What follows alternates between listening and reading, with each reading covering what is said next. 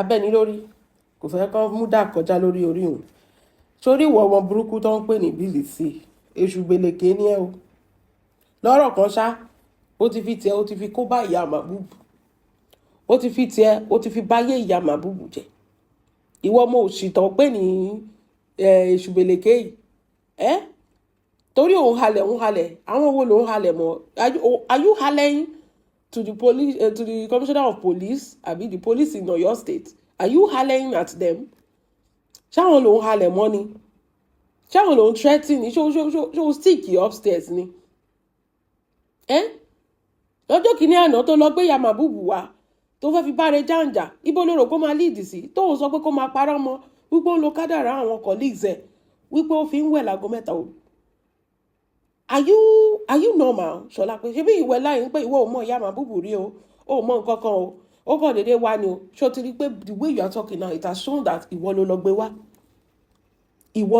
wá oríṣiríṣi ọ̀rọ̀ ó kàn kọjá ó ní cleaner ni wípé ó ní ìtẹ́lọ́rùn ní uncompleted building báwo ayé gbogbo yín ṣe wá ìyá àti ẹ náà inú uncompleted building ló kú sí ìyá Màbúbù náà cleaner nínú uncompleted kí ló dé tó jẹ́ pé what is with this uncompleted building ìwọ náà ó ń talẹ̀ ìjọba fáwọn èèyàn uncompleted ilẹ̀ what's with èwo ní gbogbo wèrè orí burúkú yìí tẹ̀tẹ̀ ìjọba bára yín ṣe pẹ̀lú ilẹ̀ onílẹ̀ àti uncompleted building no be you bring the woman ṣọlá pé ó tún ti fi tiẹ̀ ó tún ti fi báyé ẹ̀ jẹ́ shebi you tell us for this social media space say you no dey interfere in husband and wife matter o kì í interfere ṣó ti rí pé torí ẹ̀ ni àdàbí yẹn ṣe máa jà ẹ́ àdàbí tó ń gbé àdàbí torí ẹ̀ ló ṣe máa jà ẹ́ because you put your mouth in the things that you are not supposed to put your mouth at all àdàbí máa jà ẹ́ ni èpè yẹn máa jà ẹ́ ni kí ló máa ṣe ẹ́ nu what is your problem kí ni kọ́lọ̀ ìṣòro ẹ̀ gangan kó o sọ fún mi you brought out this woman nobody knows about her just because òun fọwọ́ kékeré gbọ́wọ́ ńlá lọ́dọ̀ Àrẹ̀jàn ó ń kó fún ẹ wòtòwòtò ó ń fi tọ́ sí ó ń yọ̀ wọlé ó lọ wá lọ ń wá òun tún pẹpẹ Ọlọ́run ló mọ ibi tó ti lọ rí ọ̀dẹ̀ yẹn ìyẹn ìyá Màbúbù tí ò lọ́pọlọ yẹn ṣe bó yẹ kí ìyá Màbúbù ṣe bó ń sọ pé ilé ọkọ ló wà kí ló wá lọ ń ṣe ẹ wá lọ ń ṣe drama fún wa ó wá fẹ́ wá gba donation fún àwọn èèyàn wá kéyìn bò ẹ pé ṣe bó máa ń sọ pé Ìyábọ̀ ló ń gba donation tó ti gbéyàn wọ fẹ́ wa tán kéyìn bò ẹ gbogbo ìgbà yẹn ìwọ olè ọmọ olè yìí ó fẹ́ bẹ̀rẹ̀ sí ń gba donation ni nǹkan tó ń accuse everybody of doing òun fún ara ẹ̀ fẹ́ máa ṣe just imagine owó ń halẹ̀ mọ́ àwọn ọ̀gá ọlọ́pàá tó ń bá gbé ìwọ nǹkan tó kàn iná ọ̀rọ̀ yẹn wàá wá sọ ó ní Àrẹ̀jàn fún ìyá Màbúbù ní 1,000 naira ni for the past 10 years kí ló dé tó fi sá kúrò nílé ẹ̀ ṣé inú ilé Àrẹ̀jàn kan ní ìyá Màbúbù bímọ sí ta ló sanwó hospital ta ló ń tọ́jú ọmọ ta ló ń tọ́jú ìyá kí ló dé tó gbé ọmọ ọlọ́sọ̀kọ̀ òrukàn tó sá lọ tó kánlẹ̀ Àrẹ̀jàn tún jáde pé ó yá o máa gbọ́ ọmọ bọ̀ o òun ti ń retí ẹ̀ òun ò mọbi tóun fẹ́ wẹ sí láti ọjọ́ yìí òun ò mọbi tó lọ o kò dédé lọ ni o ò sọ anything pé òun ṣáà ti sọ pé ọjọ́ kan lọ́jọ́ kan ó máa gbé ọmọ wá bá bàbá ẹ̀ ọmọ máa sọ pé ibo ni bàbá òun wà àwa bá bàbá ẹ̀ wípé òun sì ń retí kó gbọ́mọ wá ó yá o ó ti sọ pé wọn ò tọ́jú ọmọ for the past 10 years máa gbọ́mọ bọ̀ kó wá ṣe DNA o ìyá Màbúbù sọ pé èèyàn tó ń gbé cleaner tó ń gbé ní uncompleted building tó dẹ̀ ní tẹ́lọ́rùn ó sọ pé lọ́ọ̀yà òun máa jókòó orí ìwọ àti Ṣọlá pé orí yín ò jọ pé ṣé script tẹ́jọ kan fúnra yín ni àti godmother àti Ṣọlá pé àtẹ̀yìn wèrè tó wà ń já mi orí gbogbo yín ẹ ti ń fúnra papọ̀ Ṣọlá gbé kókó kọ́kọ́ pé sí màmá náà ṣé sí màmá yẹn ló fẹ́ ìwọ tó wà Nàìjíríà tó fẹ́ para Jámánì torí pé wọ́n arrest èèyàn tó wà Nàìjíríà make it make sense are you ṣe ẹ̀kọ́ máa mú wa ṣeré lórí social media ẹni like think about it ṣe ẹ̀kọ́ máa mú wa ṣeré lórí social media what do you take us for what do you take us for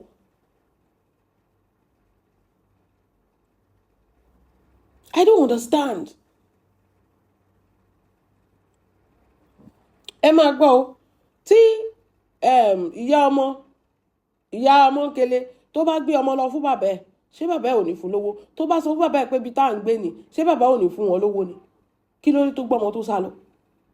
Ìgbà tá máa rí ìwọ ló gbé wá tẹfẹ́ fi wá fi gba bára táwọn èèyàn fi kéyìn bó ẹ pé àwọn ò lè dáwó fún un. Bàbá ọmọ sọ pé kó máa gbọ́mọ bọ̀ tí ò bá lè tọ́jú ọmọ. Ó bá tẹ̀lé tọ́jú ọmọ tọmọ ń jẹ́ ìyàtẹ́jọ́ ń gbé uncompensated building. Ṣèbí wà lọ gbọ́mọ fún bàbá ẹ̀. Ṣèbí ìyá Mabub ṣèbó ti bímọ. Ó ti bímọ mí lẹ́yìn ọmọ tó bí Farejan. Ilé ọkọ ló wà náà. Gbogbo story tẹ wá kọ fún wa kò work at all. Gbogbo story tẹ wá kọ fún wa kò work. Ṣe visibility study yín kẹ́ tó wá gbé story fún wa. Àdẹ̀rán ìyá yín. Àwa kọ́ la bá ti yín jẹ́. Ó ní Farejan pé lólóṣó. Ṣé bọ̀dá Láti ò pé Fọlá lólóṣó tó meet in 2017? I mean, the way you talk, ṣé ló máa dàbẹ́ ni pé ìwò òdì ló fi ń sọ̀rọ̀, like you don't have sense. Bọ̀dá Láti tó ń fẹsẹ̀ jẹun, ṣé kò pé Fọlá lólóṣó níjọ́ tó ń ṣe interview fún? Lórí olóṣó tó ń pàdé in 2017. So what is the big deal tí Farejan bá pe ìyá kìíní lólóṣó? Ọkọ ẹ̀ náà pé Fọlá lólóṣó náà. Inú ẹ̀ ń dùn ìgbà tó ń pe Fọlá lólóṣó náà. Ṣé lòun rẹ̀ ní nísìnyí báyìí wọ́n sọ pé ẹ̀ṣọ́ yẹ Farejan pé lólóṣó. Olóṣó ni. Bẹ́ẹ̀ ni, olóṣó ni ìyá Mabub. Bàbá Farejan sọ pé ó ṣe mí tẹ̀. Ó ní pátí láwọn lọ. Tó rí òun tó ta mọ́ òun tó ṣàn lọ́mọ. Àwọn dẹ̀ ṣe pátí táwọn dẹ̀ kúrò. Òun náà ló lọ wá Facebook òun tó ń tọrọ nọ́mbà káàkiri gbé lọ́dọ̀ gbogbo èèyàn. Òun ló kẹ́rù wá, òun ò tọrọ ẹ̀. Tó dé bẹ̀rẹ̀ sí gbé lọ́dọ̀. Ìgbà tó dẹ̀ di tóyún dé, òun sọ pé kó lọ sọ́dọ̀ family ẹ̀ káwọn lọmọ family ẹ̀ táwọn débẹ̀ náà tó rí pé ó sá kúrò lé ni, ó sá ń lé ni. Ó ní gbogbo àwọn ọ̀rẹ́ ẹ̀ sọ pé olóṣó ló ń ṣe ń sìn. What I order versus what I got. Wọ́n wá ti rí celebrity báyìí, òbò wọn máa lé. Wípé àwọn ti rí bọ́ sínú ọlá káwọn lọ fẹ́ celebrity kan. Kọ́dọ̀ pé celebrity àṣírí ló bò. Àṣírí wọn ló bò. Kò sówó yẹn náà tààrà. Olórí burúkú kò fẹ́ ṣiṣẹ́. Ó fẹ́ tẹ̀ pamọ́ sí Farejan sọ lọ́rùn. Ṣé kò mọ̀ pé Farejan ti bímọ tẹ́lẹ̀ àbò níyàwó? Kó tó gbogbo òbò rìnrún lọ́ba. Wọ́n lé òun kọ́ fún ara ẹ̀ lólè rẹ̀. Tó bá yẹ̀ mọ̀ pé ò lè tọ́jú ọmọ lọ drop ọmọ fún bàbá ẹ̀. Ṣé bó sọ pé kó wá fóun lọ́mọ káwọn ṣe DNA tó bá jọ́ pé ọmọ kò sí wàhálà òun máa tọ́jú ẹ̀. Tí ò bá ń ṣọmọ kó máa lọ. Ìjẹ́jáde ń sọ pé kinní kan nítorí pé ó pe Farejan pé lólóṣó. Gbọ́n nǹkan tó sọ ń pa Farejan àbí tí ẹ̀ ń dì. Nígbà tí ìyá Mabub sọ pé Farejan máa ń lo oògùn àwọn colleagues ẹ̀ pé aago 3 òru ló máa ń wẹ̀. Ó máa pe kádàrà wọn máa porúkọ wọn. Ó dárúkọ Ọdúnládé, ó dárúkọ àwọn tó kù. Nígbà Farejan máa ń gba ògo wọn láago 3 òru. Defamation náà ń pè yẹn. Ṣọlá pé defamation nìyẹn. Ṣé o lọ school ṣá? Wèrè wo ló fún ẹ ní PhD yẹn ni ẹ̀rọ gan mo fẹ́ mọ̀. Ìgbà tí ìyá Mabub tó ń defame Farejan torí ó fẹ́ please ẹ̀ torí pé fẹ́ ta gúgúrú àtẹ̀pà. Ó fẹ́ ta sweet, ó fẹ́ ta wóróbo. Tẹ́ ẹ̀ fún lówó tẹ́ ẹ̀ fún ẹ̀ mọ́ kó máa já síbí. You have not seen anything. Orí bó ṣe ń sọ̀rọ̀, you don't even know what to say because you know that ọwọ́ ti bà ẹ́, òun halẹ̀ mọ́ àwọn police, commissioner for police, òun halẹ̀ mọ́ ọlọ́pàá, òun halẹ̀ mọ́ Farejan. Kí ni ìyá ẹ̀lẹ́ fẹ́ dà? Pẹ̀lú bó ṣe mọ̀ ẹ́, ṣé wọ́n pàpà gbé ọmọ òun? Ṣé wọ́n pàpà gbé ìyá Mabub? Ṣé wọ́n fọlọ́pàá gbé DNA tẹ́ ẹ̀ fẹ́ ṣe yẹn máa ṣe ń sìn? Tọ́lọ́n bá bẹ́ẹ̀ ṣe kó má ṣe ọmọ Farejan ní ọmọ yẹn. Ẹ̀mí yín á fẹ́ bọ́. Nǹkan tó máa fojú ẹ̀ rí. Ìwọ tó ọpọlọ òpònú ọ̀dẹ̀. You sit down there, you be constituting nuisance. Ṣé bó kì í dá sí family matter ni? Báwo ni gbèsè ayé Farejan? Báwo ló ṣe kàn ẹ́? Báwo ló ṣe kàn ẹ́ kó sọ fún mi? You are very, very useless. Very, very. Very, very useless. Tí ó sọ pé Farejan ṣe kinní kan. Ó ṣe jẹ́ pé time tí wọ́n bá Farejan jà ní ìyá Mabub bẹ̀rẹ̀ sí sọ oríṣiríṣi nonsense tó ń jáde lẹ́nu. Ó ṣe jẹ́ time yẹn tó wá ń parọ́ fún wa pé o mọ̀. Ṣé o ti wá mọ̀ rí nsìn tó ń pe commissioner for police? Ṣé o ti wá mọ̀ ìyá Mabub rí nsìn? Ṣé o rí pé you don't even know where to stay, what to stick to? Ó jẹ́ lọ gba client ẹ sílẹ̀. Ẹni tó bá gbé wèrè wá ló máa gbé wèrè lọ Ṣọlá pé. You better go and go there, go and look for a bail condition. Àjẹ́bẹ̀ ó máa rot things bẹ́ẹ̀.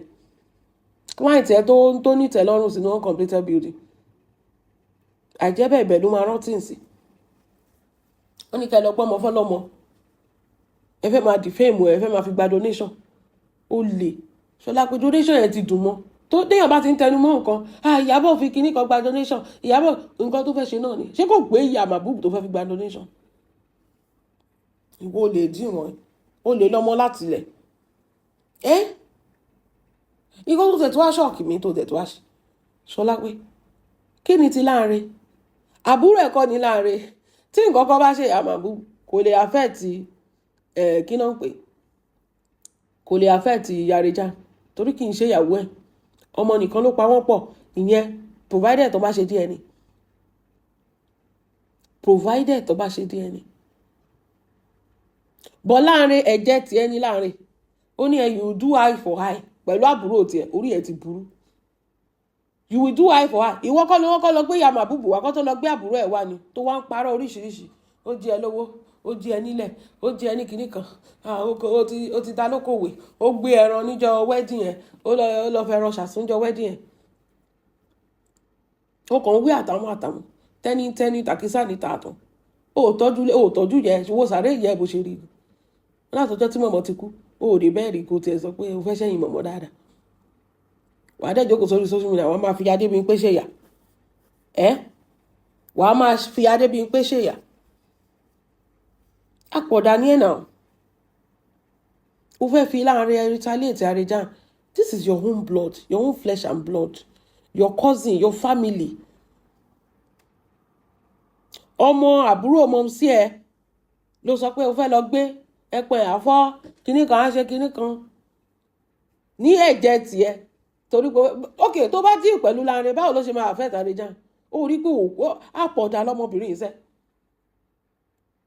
tó bá ti Láńre mọ́lé báwo orin t'Àrẹ̀já fẹ́ ṣe ló ti ṣe níjọ́ tó rí Láńre tí Láńre sọ pé bí ń pa òun ò níṣẹ́ òun ṣe kinní kan òun làbúrò Lizzy Àrẹ̀já dẹ̀ ti fún ní nǹkan Àrẹ̀já ti kúrò lórí tó bá gbé Láńre lẹ́nìí kò lè affect Àrẹ̀já ìyá màbúù kò lè affect Àrẹ̀já ìwọ nìkan náà ló máa lose ìwọ ló gbé ìyá màbúù Láńre àbúrò ẹ̀ náà ìwọ náà tí máa kéyìn lé lórí pípò lórí burúkú ni ẹ ó tiẹ̀ mọ bó ṣe ń jà mo ní ọmọbìnrin kò lè ṣe ṣó kò lè jà lẹ́yìn kó máa ṣe pé wọ́n máa kú tọmọtọmọ ṣùgbọ́n òun ló sọ pé òun máa lé gbogbo èèyàn nù èèyàn mélòó ló ti wá lé òun kọ́ ní nǹkan ń lé báyìí èèyàn tí nǹkan ń lé. báwo ni arresting your own relative as a retaliation to Àrẹ̀já do you think Àrẹ̀já will feel it? á ní ọmọ ìyá nìyẹn ẹ para yín ibi tó bá wù yín kẹ para yín dé. and one thing you don't even understand ṣé kì í bẹ́ fún àbí ká ṣe fi ilẹ̀ ìwọ kọ́kọ́ lọ gbé Láńre náà then you will realize ṣé o mọ̀ pé ó gọ̀ọ̀gàn ìwọ kọ́kọ́ lọ gbé Láńre náà kọ́kọ́ lọ gbé Láńre then we will know what is next. but let me tell you what you think you Àrẹ̀já ló rò pé ó fẹ́ fi pẹ́pẹ́ kò lè ṣe anything kò lè dá anything lára Àrẹ̀já kò tí ẹ lè feel ẹ ibi tó ti ṣó ti rí ẹjọ́ lèèyàn máa ń kọ́kọ́ kó tó kọjá ò mẹjọ́ kọ́ ò mẹjọ́ rò wà á dẹ̀ máa jà kiri bí wèrè dìgbòlugi wà á máa jà kiri bí dìgbòlugi ò dẹ̀ mẹjọ́ ń rò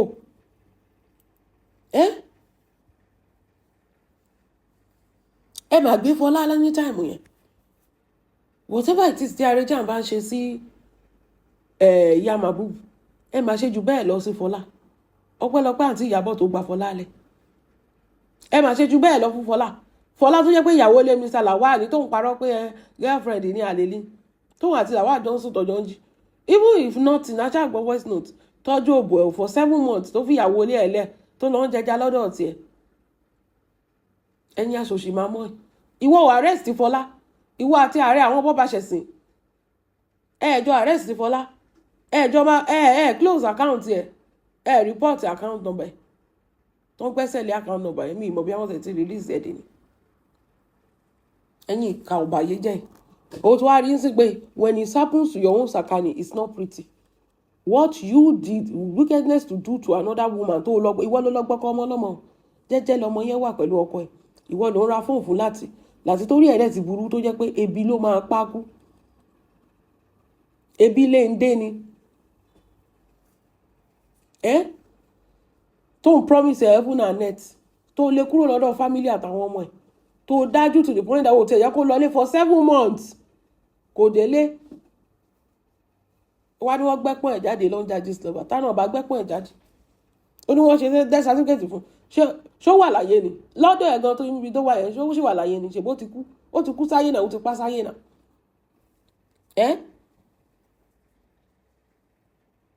It's so obvious. You brought Iya Mahmood. Now it is very clear. Gbogbo ṣe ń deny you cannot deny it anymore. You brought Iya Mahmood to fight Arejan. Àṣírí ẹ̀ ti wá tó ń ṣe. You did not reach out to the father of your child for 10 years and you are expecting child support. How? You carry the child to run away. You know his family's house. You know his colleagues. You can get his number. The man is on Facebook. Ìgbà tí Lizzy wá ní ìjẹ́ tó fẹ́ fi ẹ́ tọrọ bára. Lizzy wá gbé ẹ jáde. Ẹ wá jọ ń dì fẹ́ mú máa yẹn. Kò ní yẹ Iya Mahmood níbikíbi tó bá wà. Kó lọ gba 2 portion of rice ẹ̀ mẹ́. Lizzy wá gbé ẹ jáde. Ó wá ń wí kòtòkòtò ìwọ ọmọ olóṣó tó ń gbé ní uncompleted building. Ó wá ń wí kòtòkòtò. Wọ́n á fi ẹ́ ga fight. Olóṣì ni ẹ̀. Olóṣì. Àti wá àti godmother ẹ̀yẹn. Olóṣì lẹ́yìn méjèèjì. You go produce the evidence. Ibi tí Arejan ti ń lògùn àwọn colleagues. Àjẹ́bẹ̀ ẹ̀wọ̀n ló máa kú. Ogún ti ń kú sínú uncompleted building. Ó tiẹ̀ wá dáa. Wọ́n ti fún ẹ ní full completed building. Ẹ̀wọ̀n ló máa kú sí. Ṣorí eléyìí tó tiẹ̀ dùn mí ni àwọn ọmọ kékèké tó bí sílẹ̀ yẹn. Ìyẹn ló dùn mí jù. Torí orí burúkú tó ń ṣe yẹn kò yẹ kó wà fẹ́ ti àwọn ọmọ yẹn. Àwọn ọmọ kékèké tó bí ilẹ̀ yẹn. Ìyẹn gangan ló dùn mí jù. Torí Ṣọlá pé ayé ẹ̀ ti bàjẹ́. Ó dẹ̀ máa ba tiẹ̀ jẹ́ náà ni. Ó máa ba tiẹ̀ jẹ́ náà ni. Bí tiẹ̀ ṣe rún tó ń gógó tó ń jógó tó jóná bó ṣe máa rún tiẹ̀ náà ni. Ó ní kí Arejan lọ gbé rìsíìtì wá. Kí Arejan lọ gbé rìsíìtì wá. Ibi tó ti fọ́mọ yẹn lówó owó oúnjẹ.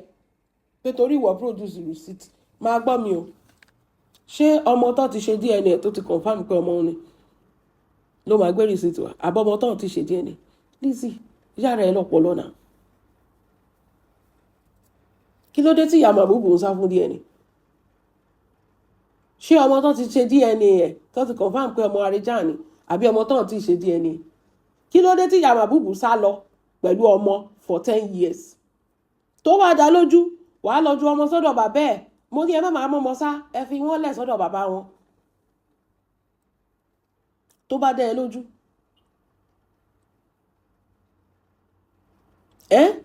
Kí ló dé tí Iya Mahmood gbọ́mọ sá fún DNA? Prior to this time. Gbogbo nǹkan tó máa lọ ṣàlàyé níbi tó ti ń gba 2 portion of rice àtẹ̀wọ̀ olómi ṣòro. Kí ló dé tó mọ́mọ́ sá? Prior to ìjà tó bá Iya Mahmood jà kí ló dé tí ò wá Arejan lọ location gbogbo kò síbi ṣé wọ́n wá lọ location dáadáa. Kò síbi tó bá ó fẹ́ ṣe DNA ìgbà kan wọ́n ní kó máa mọ́ wọn bọ̀. Ìgbà tó tó kó máa mọ́ wọn bọ̀. Ó sọ pé òun fẹ́ gba lọ́yà òun nídìí lọ́yà pé lọ́yà ń gbọ́dọ̀ jókòó èèyàn tó ń gbé uncompleted building tó ń fi ìfọ̀kànbalẹ̀ ṣe cleaner tó ń fi ìtẹ́lọ́rùn ṣe cleaner. Orí pórí ẹ̀yìn èjò yọ pé how does that work together? A cleaner that cannot afford rent, that cannot afford cleaning, feeding, tó ń gbé ní uncompleted building ló fẹ́ gba lọ́yà. Máa mú wọn nígàn láwọn warriors. You are telling them pé iṣẹ́ kẹ́ máa ṣiṣẹ́ rádaràda iṣẹ́ ẹ̀ ló máa là yín. Ṣé nǹkan tí wọ́n ṣe nìyẹn Ṣọlá pé tó fi là? Ṣé àmọ́ bí tiẹ̀ ṣe ń lọ ni? You are just lying to them whereas you are doing something else. We know what you are doing now. But àwọn yẹn they are believing in your lies thinking that kò dúró sọ́dọ̀ wọn kó máa lead in because he has to keep you like that so that you keep praising her. Kò fẹ́ kẹ́ ẹ là náà. Iṣẹ́ mélòó ló máa ṣe níṣẹ́ cleaner tó máa fi là? Kò fẹ́ kẹ́ ẹ là náà tó sọ pé ó ní tẹ́lọ́rùn pẹ̀lú cleaner. Ó ní tẹ́lọ́rùn ló wá sọ pé Arejan ó ṣe kínní ló wá sábà ẹ̀. Ló wá ń parọ́ mọ́ Arejan pẹ̀lú ìtẹ́lọ́rùn nìyẹn àbí? Ẹ ti jọ fra papọ̀. Wo ẹni tó bá gbé wèrè wá ló máa gbé wèrè. Wo Arejan will show up pẹ̀pẹ̀. Bẹ́ẹ̀ni, but before that ẹjọ́ àwọn ọmọ wà ìwọ̀n ní line. Let us first of all torí Ọlọ́run Iya Mahmood báyìí wọ́n ti arrest mi ò rò pé ó wà ní ọkọ̀ wọn. Àwọn ọmọ kéékèèké yẹn ìbò náà wà that is my own concern. Ṣé lórí burúkú tí gbogbo ìjọ ń ṣe yẹn kò kàn mí. Àwọn ọmọ yẹn báyìí gbogbo ní kókó where are they?